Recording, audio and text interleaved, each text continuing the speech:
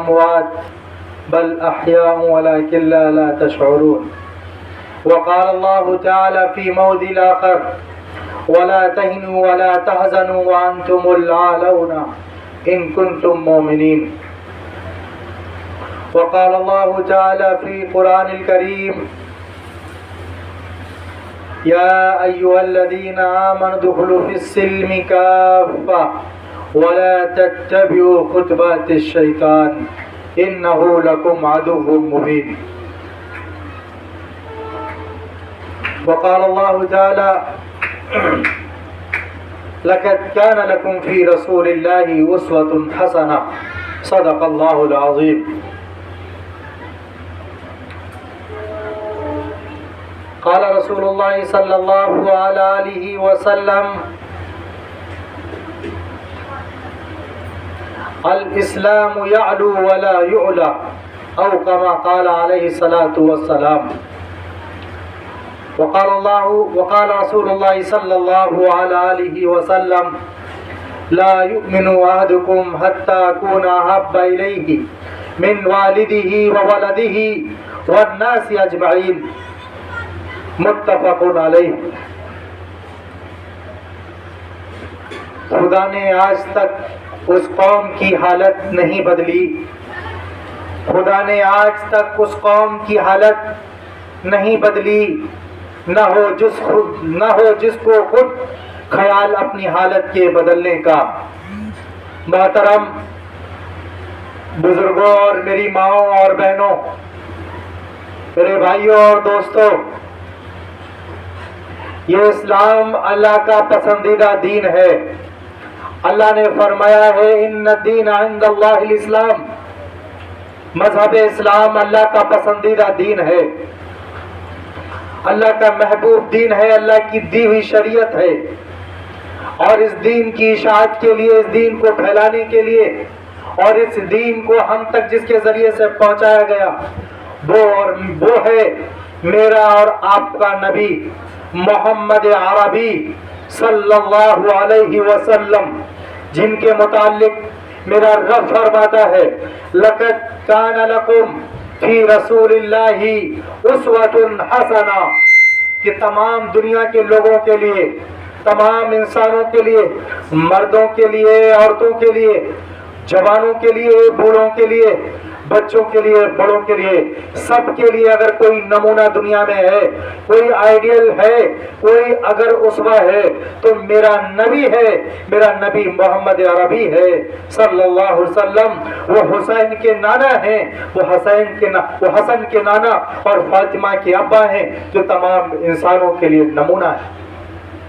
میرے نبی نے فرمایا: یہ شریعت اللہ کی ہے، یہ دین اللہ کا ہے، یہ دین اللہ کی امانت ہے ہم انسانوں تک، اور میرے نبی نے اس امانت کو ہمارے سپرد کیا ہے. اب ہم پر ضروری ہے کہ ہم اس کی امانت کو ادا کریں.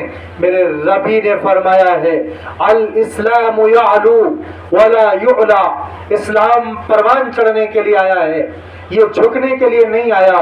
اسلام طاقت کے لیے آیا ہے، کمزوری کے لیے نہیں آیا. اسلام انسانوں کو ترقی دینے کے لیے آیا ہے. اسلام کو اپنی زندگیوں میں ہمیں اپنا کر اپنے آپ کو مترقی کرنا ہے، ترقی یافتہ بنانا ہے. یہ میرے نبی فرما کر گئے ہیں.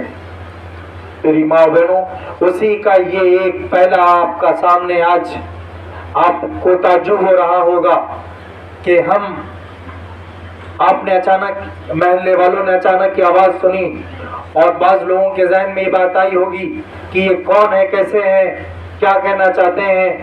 کسی سے مشورہ نہیں کیا، کسی سے پوچھا نہیں.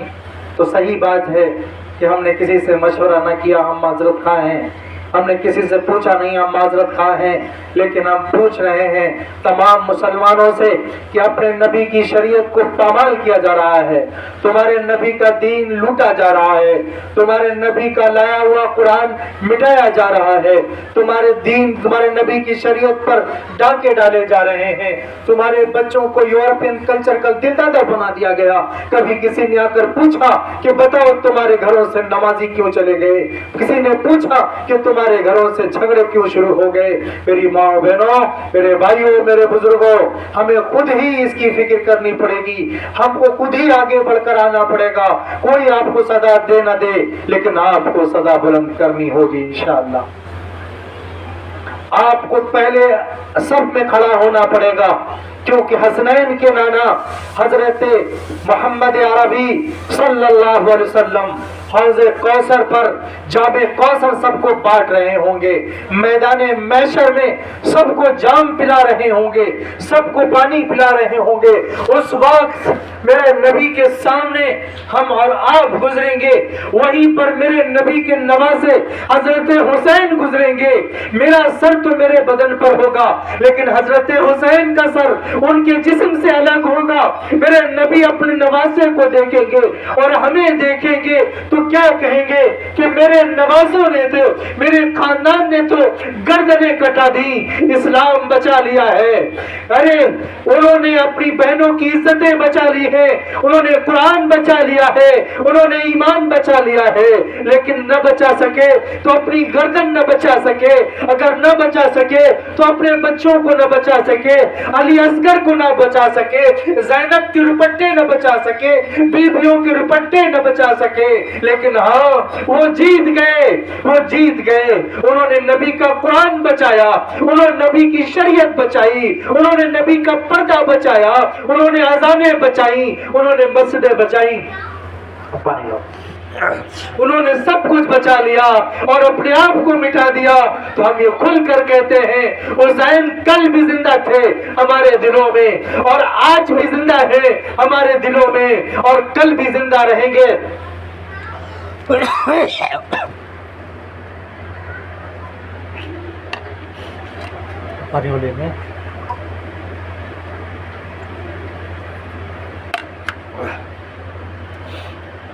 हजरत हुसैन कल भी जिंदा थे और आज भी जिंदा है।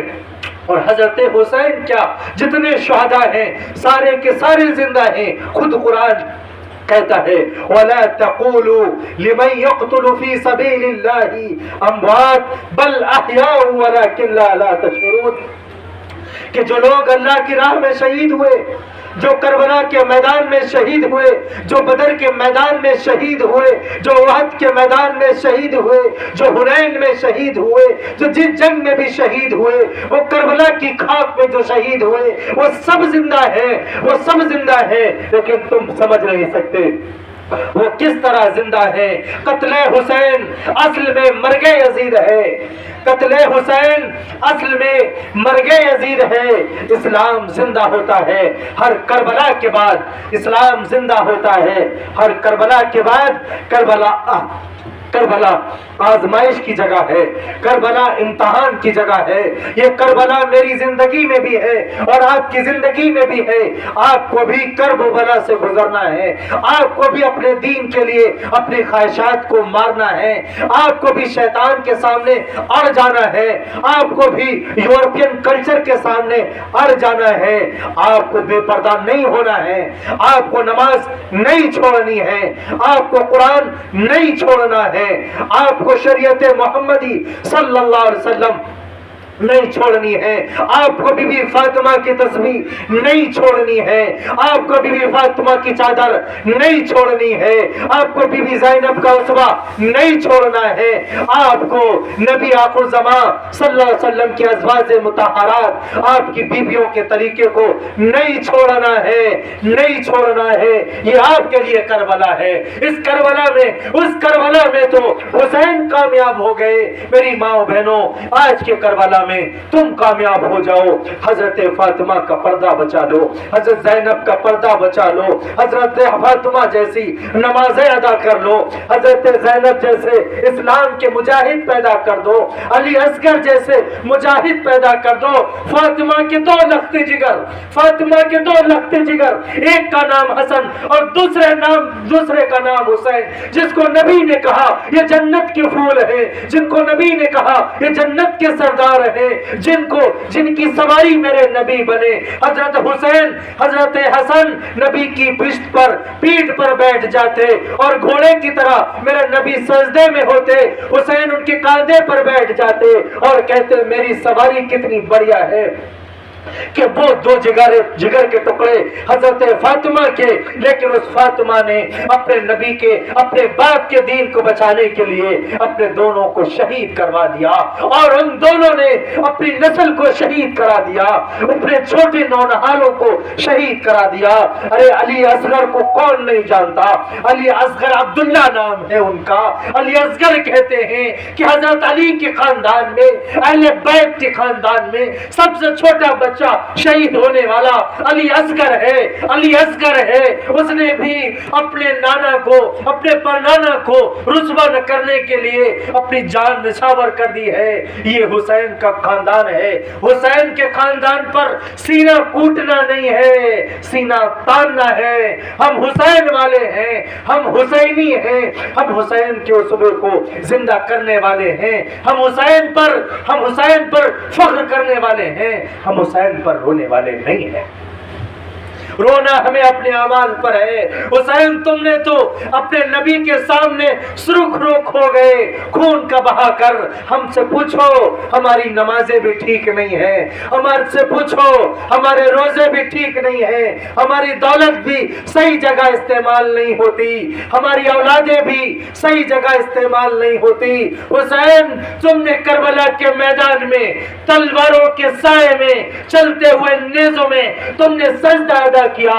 ہم اے سی میں بھی نماز نہیں پڑھتے، ہم پنکھے میں بھی نماز نہیں پڑھتے، اور تمہاری نسل نے قید ہو کر بھی نبی کو دین کو نہیں پکڑا، نبی کے دین کو نہیں چھوڑا. تمہاری اولاد نے تمام طرف سے بالے، برچیاں، تلواروں کے مقابلہ کیا، لیکن نبی کے دین کو نہیں چھوڑا. ہم آزاد ہیں، ہم آزاد ہو کر بھی ہم تیرے نبی کے دین کو نہیں پکڑ سک رہے ہیں. ارے ہم تو کچھ نہیں، تم نے تو کربلا کے میدان میں بھوکے رہ کر بھی نبی کے دین کو نہیں چھوڑا. تم نے بھوکا فاقہ کر کے بھی نبی کو دین کو نہیں چھوڑا. ہم نے تو کھا کر بھی نبی کے دین کو نہیں پکڑا ہے. رونا تو ہمیں آنا چاہیے، رونا تو ہمیں آنا چاہیے. ماتم تو وہ کریں، روئے تو وہ جو منکر ہوں حیات شہداء کا، روئے وہ جو منکر ہوں حیات شہداء کے. ہم زندہ و جاوید کا ماتم نہیں کرتے. میرا حسین کل بھی زندہ تھا اور آج بھی زندہ ہے اور قیامت تک زندہ رہے گا. حسین کا پیغام کل بھی زندہ تھا اور آج بھی زندہ ہے اور کل بھی زندہ رہے گا. حسین کا نعرہ کل بھی زندہ تھا اور آج بھی زندہ ہے اور کل بھی زندہ رہے گا. حسین جیسے والد کل بھی پیدا ہوتے رہے اور آج بھی پیدا ہو رہے ہیں اور کل بھی پیدا ہوں گے. کہ یہ اسلام کی قدرت میں فطرت نے لچک دی ہے، اسلام کی فطرت میں قدرت نے لچک دی ہے. اتنا ہی ابھرے گا جتنا ہی دباؤ گے. اسلام وہ پودا ہے جو ہر حال میں اپنی جڑیں مضبوط بناتا ہے، اپنی جڑیں مضبوط بناتا ہے. لیکن یہ میں صاف کہہ دوں، خدا کی قسم کھا کے کہتا ہوں، خدا کی قسم کھا کے کہتا ہوں، اللہ کو، میرے رب کو، میرے نبی کو میری اور آپ کی ضرورت نہیں ہے، میری اور آپ کی ضرورت نہیں ہے. ہاں مجھے میرے خاندان کو، میرے پریوار کو، انسانوں کو اللہ کی ضرورت ہے. ہمیں اللہ کی ضرورت ہے، اللہ کو ہماری ضرورت نہیں ہے. ہم اللہ سے مانگتے ہیں، اللہ ہم سے نہیں مانگتا. اللہ کو راضی کرو، اللہ کو راضی کرو. آج خوشحالی میں اللہ کو راضی کر لو. اللہ تم سے کب کہہ رہا ہے کہ میرے نبی کے نواسوں کی طرح اپنی گردن کٹا دو. میرا رب تو کہہ رہا ہے کہ تم فجر میں اٹھ کر نمازیں ادا کر لو. میرا رب تو یہ کہہ رہا ہے کہ تم کسی کا دل نہ دکھاؤ. میرا رب تو یہ کہہ رہا ہے، یہ محلے پورے کے پورے محلے یہ مسلم محلے ہیں، یہ مسلم آبادیاں ہیں، یہاں صبح قرآن کی آواز آ جائے. یہ میرا رب کہتا ہے. کب میرا رب کہتا ہے کہ تم جا کر اپنی گردن کٹا دو؟ وہ کچھ اور ہی لوگ ہوتے ہیں جو گردن کٹاتے ہیں. ہم نے تو اپنی نیندیں بھی قربان نہیں کی ہیں. سچی بات ہے, ہم نے اپنی نیندیں بھی قربان نہیں کی ہیں. حضرت حسین رضی اللہ تعالیٰ عنہ کا واقعہ کہ چشمدید امام زین العابدین رضی اللہ تعالیٰ عنہ ہیں. امام زین العابدین رضی اللہ تعالیٰ عنہ نے اپنے پورے خاندان کے ساتھ, میرے حسین کے خاندان کے ساتھ, آپ کو معلوم ہے